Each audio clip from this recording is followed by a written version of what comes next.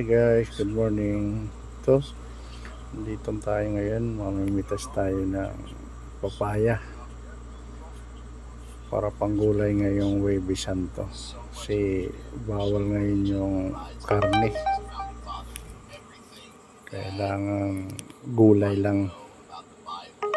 Ito yung pipili natin, medyo maliit para medyo matamis siya. At kukuha tayo ng langka para sa Biyernes.